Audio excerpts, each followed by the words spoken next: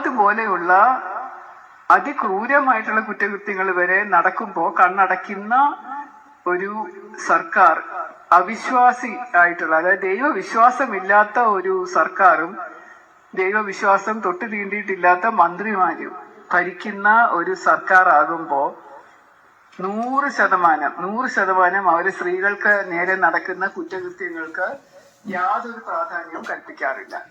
എന്റെ സുഹൃത്തുക്കളെ, ഈ സംസാരിക്കുന്നത് ശ്രീലേഖ IPS. നമ്മുടെ കേരളത്തിൽ IPS ആയിരുന്നു. ഞാൻ ഇവരോട് എന്ത് പറയണമെന്ന് ഞാൻ ആകെ അന്തം വിടുന്നു.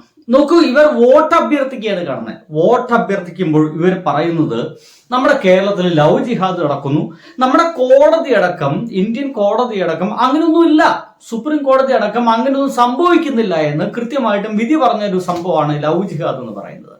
അപ്പോഴാണ് ഇവർ പറയുന്നത് കേരളത്തിൽ ലവ് ജിഹാദ് നടക്കുന്നു, അതിനൊക്കെ എതിരെ മുഖം തിരിക്കുന്നു, അങ്ങനത്തെ സർക്കാർ ആയതുകൊണ്ട് ഇനി അത് പോട്ട്, ലവ് ജിഹാദ് നടക്കുന്നു, ഇവിടെ മുസ്ലിങ്ങളെ പ്രീണിപ്പിക്കാൻ വേണ്ടിയിട്ട് അവിടെ പിണറായി വിജയൻ സർക്കാർ അതിനെതിരെ കണ്ണടച്ചു തന്നെ വെക്കുക. പക്ഷെ ഇവർ രണ്ടാമതായിട്ട് പറഞ്ഞത് നമ്മൾ അധികാരത്തിൽ കയറുന്ന എന്തിനാണ്? വെറും വിശ്വാസ സംരക്ഷണത്തിന് വേണ്ടി മാത്രമാണോ ഇവിടെയുള്ള MLA മാരൊക്കെ പ്രവർത്തിക്കേണ്ടത്? ഇവിടെ ജനങ്ങൾ ഏറ്റവും അത്യന്താപേക്ഷികമായിട്ടുള്ള കാര്യം എന്താ? വിശ്വാസമാണ്. ജനങ്ങൾ ഏറ്റവും കൂടുതൽ ബുദ്ധിമുട്ടി നിൽക്കുന്ന കാര്യം എന്താണ്? വിശ്വാസമാണോ? അല്ല. നമുക്ക് ഭക്ഷണം വേണം, നല്ല വായു വേണം, ജോലി വേണം, വസ്ത്രം വേണം, ജീവിക്കാൻ സമാധാനപരമായിട്ടുള്ള ഒരു അന്തരീക്ഷം കെട്ടിപ്പടുക്കാൻ കഴിയണം ഏതൊരു ഗവൺമെന്റ് ആയാലും. അതിനു പകരം ഇവർ നോക്കി ഇപ്പോഴും വിശ്വാസമാണ് എടുത്തിടുന്നത്. ഞാൻ പറയുന്നതിൽ വല്ല തെറ്റുണ്ടെങ്കിൽ ഒന്ന് പറ.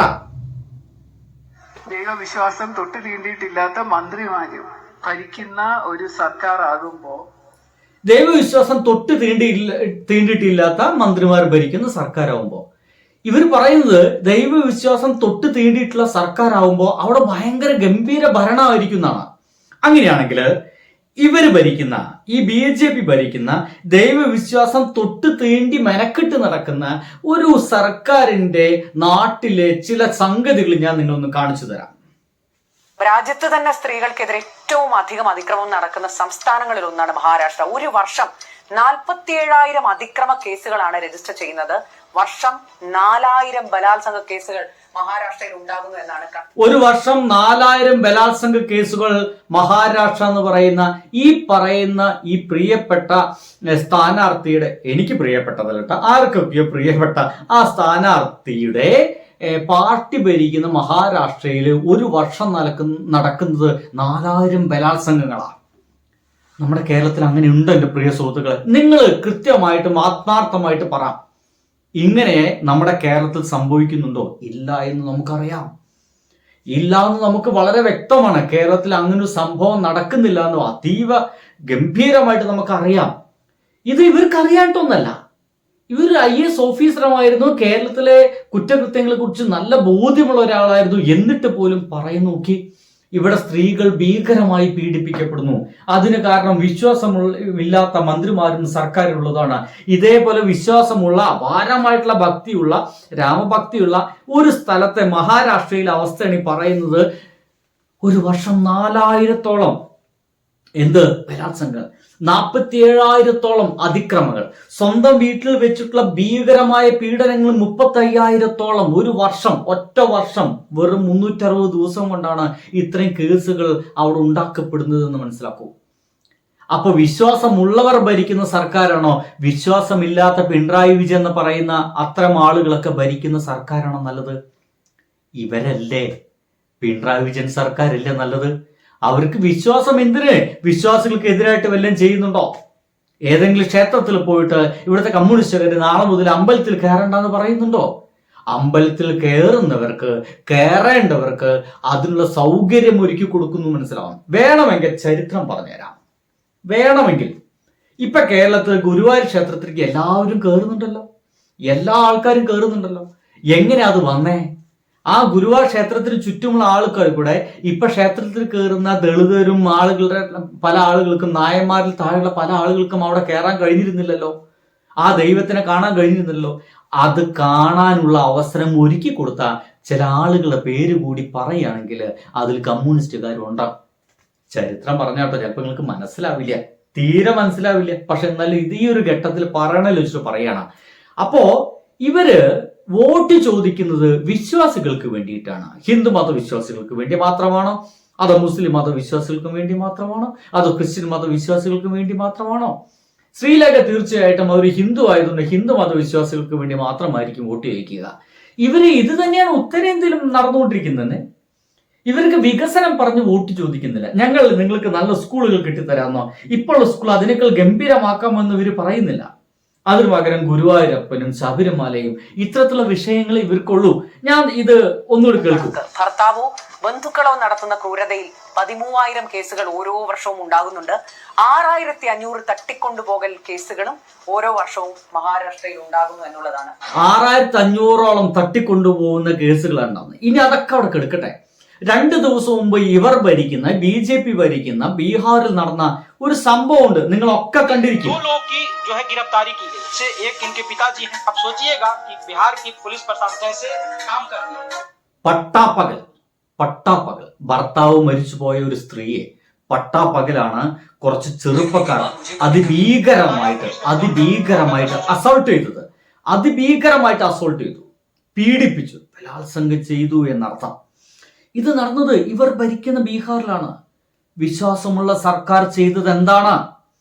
വിശ്വാസമുള്ള സർക്കാരിൽ ആ ഒരു സർക്കാരിന് കീഴെ നടക്കുന്ന കാര്യമാണ് എൻ്റെ പൊന്നു ശ്രീലേഖ ടീച്ചർ ഞാൻ പറയുന്നത്.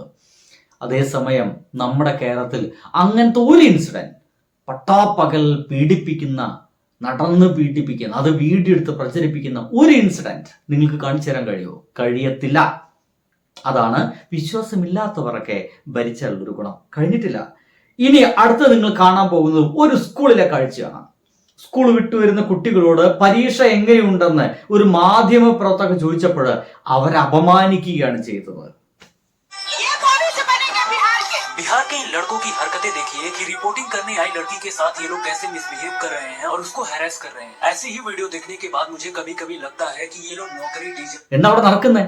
പരീക്ഷ കഴിഞ്ഞപ്പോൾ അവിടെയുള്ള 10-15 വയസ്സുള്ള കുട്ടികളോട് പരീക്ഷ എങ്ങനെയുണ്ട് ചോദിച്ചപ്പോൾ അസഭ്യവും അശ്ലീലവും സെക്ഷൽ ആയിട്ടുള്ള വർത്തമാനങ്ങളാണ് ഈ ഒരു റിപ്പോർട്ടർ പറയുന്നുണ്ട് ഇവരെ പഠിപ്പിക്കേണ്ടത് എങ്ങനെ മാന്യമായി പെരുമാറണമെന്നാണ്. ഇതാണ് BJP ഭരിക്കുന്ന ബീഹാറിലെ മറ്റൊരു സീൻ എന്ന് പറയുന്നത്. അടുത്തത് ദുരന്തപൂർണമായിട്ടുള്ള ജീവിതാവസ്ഥ കാണിച്ചു വരുന്ന ഒരു വീഡിയോ ആണ്, കാണാം. लेबर आदमी को मिल गया ना, उस दिन तो मंत्री आके रगेद के मारेगा, कोई सीएम बनने के लिए सोचेगा भी नहीं कि हम सीएम. ആ ചെറുപ്പക്കാരൻ വിഷമത്തോടെ പറയുന്നത് വൈദ്യുതിയില്ലാത്ത, നേരം പോലെ കെടുക്കാൻ ഒരു വീടില്ലാത്ത അതീവ ദുഷ്കരമായ ജീവിത സാഹചര്യങ്ങളെ കുറിച്ചിട്ടാണ്. ഇതും വിശ്വാസമുണ്ടെന്ന് പറയപ്പെടുന്ന ബീഹാറിലെ BJP സർക്കാർ ഭരിക്കുന്ന ഒരു നാട്ടിലാണ് ഇത് സംഭവിച്ചിരിക്കുന്നത്. ഇനി അടുത്തത് എന്നെ അത്ഭുതപ്പെടുത്തിയൊരു സീനാണ്. കുട്ടികൾ അതിഭീകരമായിട്ട് നമ്മുടെ നാട്ടിൽ പിച്ച് ചീന്തപ്പെടുന്നു എന്നുള്ള വാർത്ത. അതിനെതിരെ എന്തെങ്കിലും ശക്തമായിട്ടുള്ള നിയമനിർമ്മാണം വേണമെന്ന് ഉത്തരേന്ത്യയിലെ വിശ്വാസമുണ്ടെന്നൊക്കെ പറയപ്പെടുന്ന വിശ്വാസികൾ നിറയെയുള്ള ഒരു പാർലമെന്റിൽ ഒരു നിയമസഭയിൽ അവതരിപ്പിച്ചപ്പോൾ അവിടെയുള്ള മറ്റു മെമ്പേഴ്സ് ഇരുന്ന് ഇളിക്കുന്നത് കാണാം. നിങ്ങളിതൊന്ന് കാണും.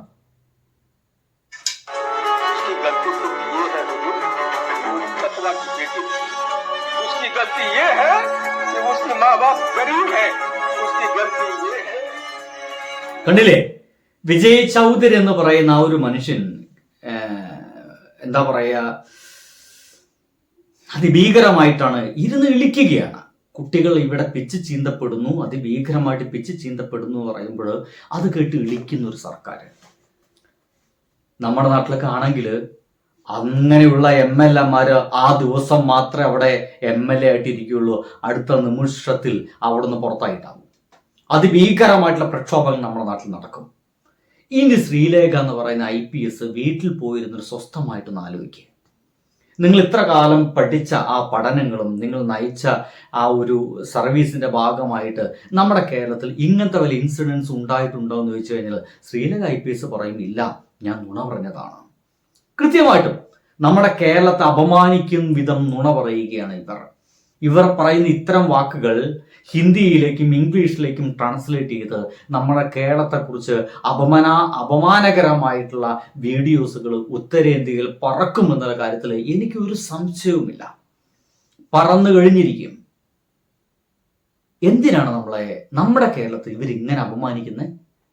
ഇങ്ങനൊന്നും നടക്കാത്ത നമ്മുടെ കേരളത്തെ ഇങ്ങനെ അപമാനിച്ചുകൊണ്ട് ഇവരെന്താണ് നേടാൻ ശ്രമിക്കുന്നത്?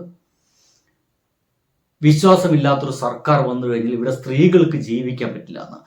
നമ്മുടെ സ്ത്രീകൾ, നമ്മുടെ വീട്ടിലത്തെ അച്ഛനമ്മമാർ, 60 വയസ്സ് കഴിഞ്ഞ ആളുകളൊക്കെ 1-2 പേരൊക്കെ ഉണ്ട്. അവർ പറയുന്നത് ഞങ്ങൾക്ക് 4000 രൂപയാണ് കിട്ടാൻ പോകുന്നത്. കിട്ടുന്നത് അത്രയാണ്, 4000 രൂപ. ഞങ്ങൾക്ക് ജീവിക്കാൻ അത് സന്തോഷകരമായിട്ട് അത് മാത്രം മതി എന്നൊക്കെ പറയുന്ന ആളുകളെയാണ് നമുക്ക് കാണാൻ കഴിയുക. അപ്പോഴാണ് അത്തരത്തിലുള്ള എല്ലാ സംഭവവും ഇല്ലാതാക്കാൻ വേണ്ടിയിട്ട് ഇവരിത്ര ഇല്ലാ കഥകൾ, പച്ച നുണകൾ നമ്മുടെ കേരളത്തെ പറ്റി പറഞ്ഞുകൊണ്ടേയിരിക്കുന്നത്. പ്രതിഷേധിക്കുക തന്നെ വേണം. ബൈ.